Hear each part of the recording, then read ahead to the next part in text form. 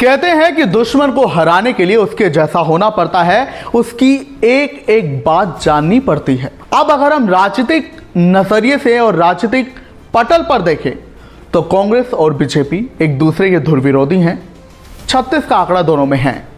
तो ऐसे में कांग्रेस भी, अब खबर यह है कि अपने अहमदाबाद में हुए इस अधिवेशन के बाद बीजेपी जैसे ही बनकर बीजेपी को हराएगी। जी हां, कांग्रेस जो है इस बात को लेकर अब पीछे नहीं हटना चाहती कि वो माइक्रो मैनेजमेंट पर ध्यान दे, और अगर उसमें बीजेपी जैसा भी थोड़ा बहुत बनना पड़े तो कोई इसमें दिक्कत नहीं है। उल्टा दुश्मन को हराने में तब मजा आता है जब हम उसे उसी की दवाई चखाते हैं, उसे उसी के ही तरीके से हराते हैं। तो यही कुछ तैयारी कांग्रेस करने में लगी है। आपको डिटेल में बताएंगे विश्लेषण के साथ। नमस्कार, आप देख रहे हैं दहाड़, मैं हूं आपके साथ ओम पाटिल।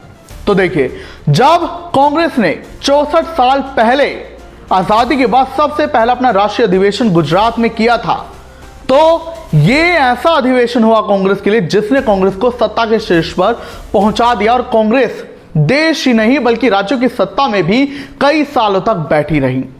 लेकिन उसके बाद बीजेपी का युग आया है और बीजेपी अभी सत्ता के शीर्ष पर है। कांग्रेस हाशिए पर जाती हुई दिखाई दे रही, क्योंकि कांग्रेस में बिखराव होता जा रहा है और लगातार कई नेता बीजेपी और अन्य पार्टियों में शामिल हो रहे हैं या फिर अपनी ही पार्टी बना रहे हैं।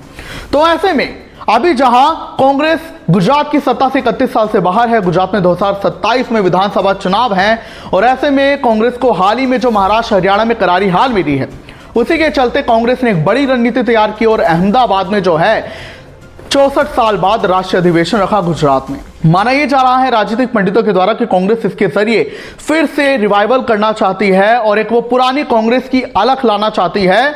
जो पहले वो कांग्रेस थी, वो बिखराव को खत्म करना चाहती है। इसी के लिए यह अधिवेशन गुजरात में भी इसलिए हुआ कि सरदार वल्लभ भाई पटेल और गांधी दोनों ही गुजरात से थे, और बीजेपी जो सरदार वल्लभ भाई की लेगेसी पर चलने की बात करती है, वो लेगेसी कांग्रेस को छीननी है। यह बताना है कि सरदार पटेल सिर्फ बीजेपी के ही नहीं हैं, और वो जो रिश्ते नेहरू और पटेल के दिखाए जाते हैं बीजेपी के द्वारा, ऐसा तो कतई नहीं था। लिहाजा यह अधिवेशन गुजरात में हुआ। यहां पर राहुल गांधी की नाराजगी भी कार्यकर्ताओं में दिखी। उन्होंने ये कहा, 8 मार्च को जब वो अहमदाबाद में पहुंचे थे, उन्होंने कहा था गुजरात कांग्रेस में 2 टाइप के लीडर हैं, वो जो जनता के साथ खड़े हैं और वो जो जनता से कटे हुए हैं और बीजेपी के लिए काम कर रहे हैं। उन्होंने कहा कि हम बारात का घोड़ा जो है रेस में भेज देते हैं और रेस का घोड़ा बारात में, इससे हमें दिक्कतें हो रही है और हमें इस पर अब काम करना होगा। साथ ही राहुल गांधी ने यह भी कहा कि कांग्रेस के रिवाइवल के लिए अगर हमें 30-40 नेताओं की छुट्टी तक करनी पड़े, वो हम करेंगे, क्योंकि ऐसे नेताओं की हमें जरूरत नहीं है। और इसी बीच एक बड़ी बात यह है कि जहां सभी ने अपना अपना भाषण दिया, सचिन पायलट ने यह बात कही कि हमें माइक्रो मैनेजमेंट पर बीजेपी की तरह फोकस करना होगा। तो ऐसे में खबर यह है कि अब कांग्रेस भी माइक्रो मैनेजमेंट पर फोकस करेगी।